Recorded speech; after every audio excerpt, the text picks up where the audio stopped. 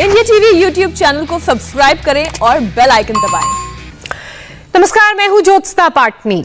प्रधानमंत्री नरेंद्र मोदी के special 43 full action में नजर आ रहे हैं। एक एक करके सभी नए मंत्री अपने मंत्रालय में चार्ज ले रहे हैं।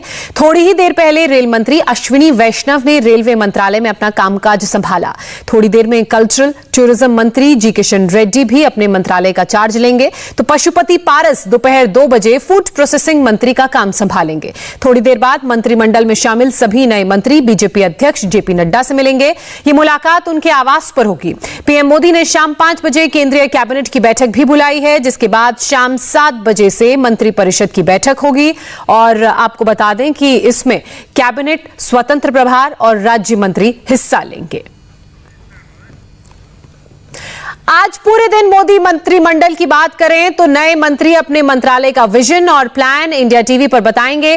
पहले बात उत्तर प्रदेश की करते हैं, जिसे मोदी मंत्रिमंडल में सबसे ज्यादा तवज्जो दी गई है।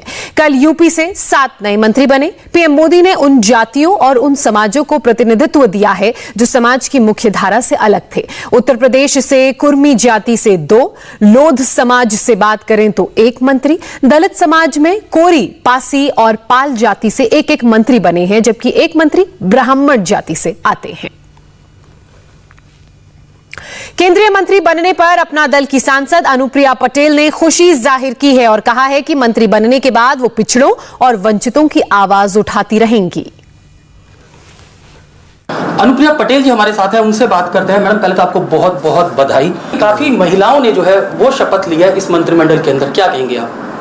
ये तो शुभ संकेत है। महिलाओं की भागीदारी भारत सरकार में बढ़नी ही चाहिए और हम लोग तो महिलाओं की ज़्यादा से ज़्यादा भागीदारी हमारे पार्लियामेंट में हो, इसके लिए हम सभी सोचते भी हैं, अपनी बात कहते भी हैं। जहाँ तक मेरा प्रश्न है तो मैं एक एलआई भी हूँ, सहयोगी दल की नेता भी हूँ, महिला भी हूँ, युवा भी हूँ। तो मुझे लगता है कि मेरे साथ बहुत सारे क्राइटेरिया फुलफिल हो रहे हैं। 2014 अब जो अगले साल चुनाव है यूपी के अंदर, किस तरीके से आप एनडीए को देखते हैं? आप घटक दल हैं उसके अंदर, किस मजबूती से आप लोग चुनाव लड़ेंगे? मैं इस संबंध में सिर्फ इतना ही कहना चाहती हूँ कि हमने पिछले 3 चुनाव साथ में लड़े हैं, जिसमें हमारे 2 लोकसभा के चुनाव थे और 1 हमारा विधानसभा का चुनाव था और बहुत ही अच्छे परिणाम इस गठबंधन को जनता ने हृदय से स्वीकार किया और बहुत अच्छे परिणाम सामने आए। और उसका एक बहुत बड़ा कारण कहीं ना कहीं ये रहा कि जितनी मजबूती के साथ भारतीय जनता पार्टी भी अपने पार्टी एजेंडा पे काम करती है और अपना दल विशेष तौर से जो समाज का हाशिए पर पड़ा हुआ तबका है, जो पिछड़ा है, अति पिछड़ा है, दलित है, आदिवासी है, जो कमज़ोर है, वंचित है, उनके लिए हम जितनी मजबूती से काम करते हैं, इसलिए आम जनमानस के बीच में, उस गरीब कमज़ोर व्यक्ति के बीच में अपना दल का एक विशेष जुड़ाव है और मुझे लगता है कि इसी प्रकार का जुड़ाव उनका हमसे आगे भी रहेगा। अनुप्रिया पटेल को आपने सुना। तो वहीं यूपी के मोहनलालगंज से सांसद और एससी समाज से आने वाले कौशल किशोर को भी राज्य मंत्री बनाया गया है। आपको बता दें कि पासी समाज के नेता कौशल किशोर शहरी विकास राज्य मंत्री बने हैं। मंत्री बनने के बाद कौशल किशोर ने कहा कि 2022 में भी यूपी में बीजेपी 300 से ज्यादा सीटें जीतेगी। हम ये संदेश देना चाहते हैं कि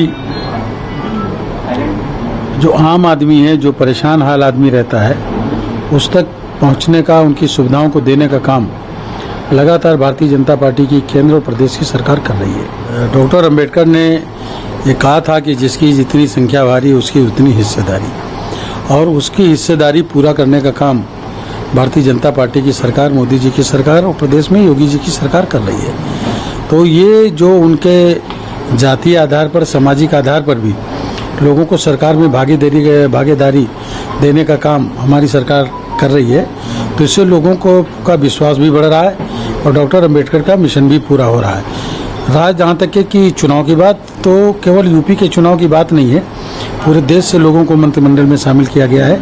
लेकिन उत्तर प्रदेश में चुनाव होने वाले हैं 2022 में, फिर भी सरकार ने इतना काम किया है कि आने वाले समय में जब 2022 में यूपी में चुनाव आएंगे तो हम लोग 300 से ज़्यादा सीटें फिर जीत के आएंगे और बीजेपी की सरकार बनेगी। और ज्योतिरादित्य सिंधिया की बात करें तो शपथ लेने के बाद, मंत्रालय मिलने के बाद अब अपने सपोर्टर्स से, समर्थकों से मिलते वो नजर आ रहे हैं तस्वीरें।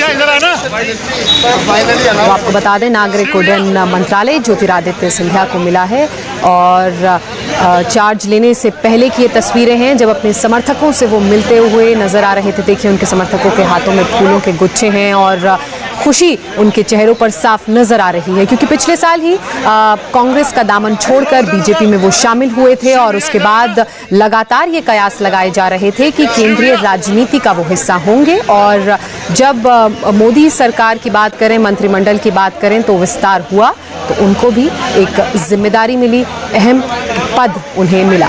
तो यूपीए सरकार में मंत्री रह चुके हैं। इसके अलावा मैंने जैसे कि आपको बताया, कांग्रेस छोड़कर बीजेपी का दामन थामा था। नागरिक उड्डयन मंत्रालय उन्हें मिला है और इस मंत्रालय की जिम्मेदारी अब उनके कंधों पर है। बीजेपी के राज्यसभा सांसद भी हैं ज्योतिरादित्य सिंधिया और मध्य प्रदेश के कद्दावर नेताओं में गिने जाते हैं। और लगातार जिस तरीके से ज्योतिरादित्य सिंधिया की बात की जाए, बीजेपी में शामिल होने के बाद बहुत ही मुखर तरीके से उन्होंने अपनी आवाज को जनता के सामने रखा है। और ये जो तस्वीरें आप देख रहे हैं सिंधिया के घर के बाहर की, जब उन्होंने अपने समर्थकों से मुलाकात की प्रभार लेने से पहले।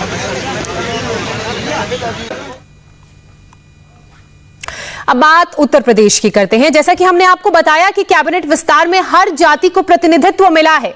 ब्राह्मण वोट बैंक को साधने की कोशिश में अजय मिश्र को गृह राज्य मंत्रालय का जिम्मा दिया गया है। उन्होंने पीएम मोदी और जेपी नड्डा का शुक्रिया अदा किया। एमओएस जो है आप बन गए हैं सर, आज आपने शपथ ली है। पहले तो शपथ लेने के बाद आप क्या कहना चाहेंगे? इस बार कई सारे नए चेहरों को मौका मिला है, क्या बोलना चाहेंगे शपथ लेने के बाद? देखिए, ये कोई ऐसा अवसर नहीं है, ये तो एक निरंतर चलने वाली प्रक्रिया है। हम सरकार में 2014 से हैं, 2014 से हम लोग निरंतर काम कर रहे हैं, लेकिन ये एक ऐसा राजनीतिक दल है जिसमें सभी लोगों को काम करने का अलग अलग जगहों पर अवसर मिलता है और वो पार्टी और हमारे प्रधानमंत्री जी तय करते हैं। तो जहां जब अवसर मिलता है, जो अपेक्षाएं होती हैं उनको पूरा करने का प्रयास करते हैं। अभी आखिरी सवाल सर, इस बार कई लोगों को ऐसा मौका मिला है, हमने देखा है अनेक वर्गों को साथ में लाया गया है, ओबीसी, एससी, एसटी सबको एक मौका दिया गया है। इस बार का जो कैबिनेट का जो विस्तार हुआ है उसको लेकर क्या कहना चाहेंगे? देखिए, हमेशा ऐसे ही होता है। आप जब भी समीक्षा करेंगे, हमारे यहाँ कभी भी इस तरह की स्थितियां ही नहीं होती हैं। हम हमेशा इस तरह से करते हैं कि सभी लोगों का साथ हो, सबका विकास हो और सबका विश्वास। तो भानु प्रताप वर्मा की बात करें, उन्हें भी अहम मंत्रालय मिला है। कुल ऐसे 43 मंत्री हैं जिन्होंने मंत्री पद की शपथ ली। मिशन 2022 के मद्देनजर ये पूरी टीम तैयार की गई है। भानु प्रताप का बुंदेलखंड में बहुत अच्छा प्रभाव है, कोरी समाज से ये आते हैं।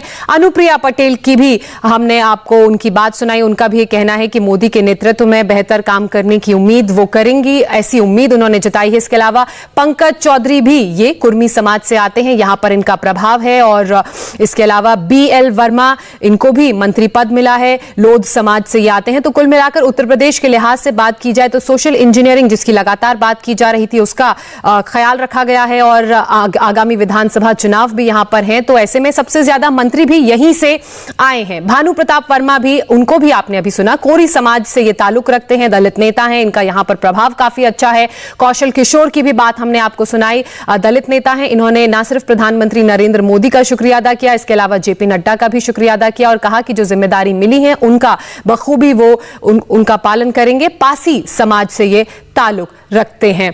और मेरे सहयोगी आनंद प्रकाश पांडे इस वक्त हमारे साथ जुड़ चुके हैं, सीधे उनका रुख करेंगे। आनंद, लगातार जिस तरीके से खबरें सामने आ रही हैं, अब अपडेट ये है कि जेपी नड्डा के घर सभी मंत्री पहुंचेंगे, उनकी बैठक वहां पर होगी। तो कितना और इंतजार हम करें और फिलहाल क्या मूवमेंट?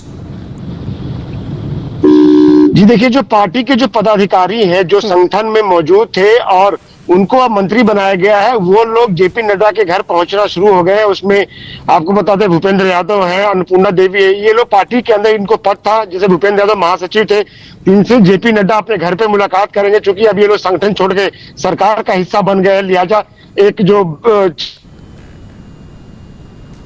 अपने संगठन में बेहतर काम किया है और यही आपसे उम्मीद की जा रही है कि मंत्री के तौर पे भी आप जो उम्मीदों पे खरे उतरे। इसके अलावा जो लोग पार्टी संगठन नहीं थे, उनसे जेपी नड्डा बाद में अलग से पार्टी हेडक्वार्टर में मुलाकात करेंगे। 11 साढ़े 11 बजे के बाद उनको समय दिया गया पार्टी हेडक्वार्टर पहुंचने का।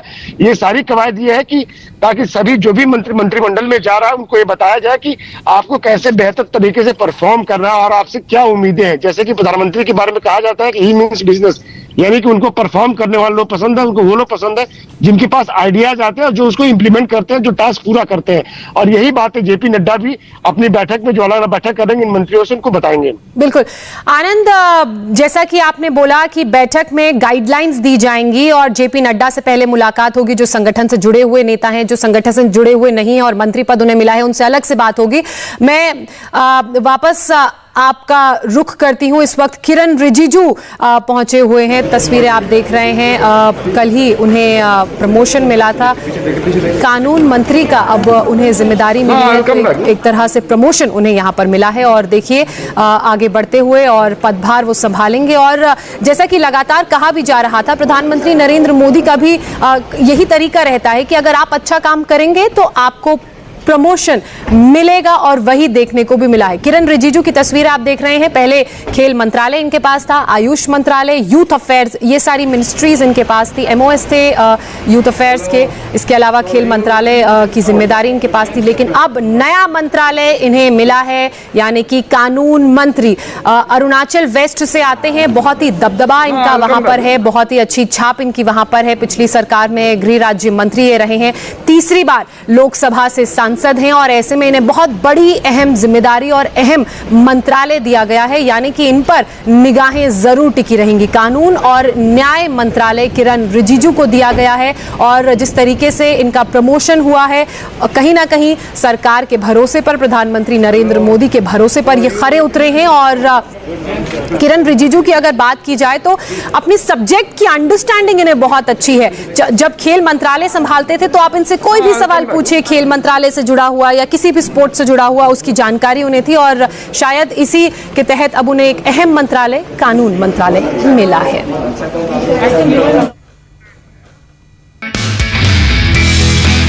नमस्ते, मैं हूं मीनाक्षी जोशी। वीडियो और खबरों से अपडेट रहने के लिए India TV YouTube channel subscribe करें, बेल आइकन दबाना ना भूलें। जुड़े रहें इंडिया टीवी के साथ।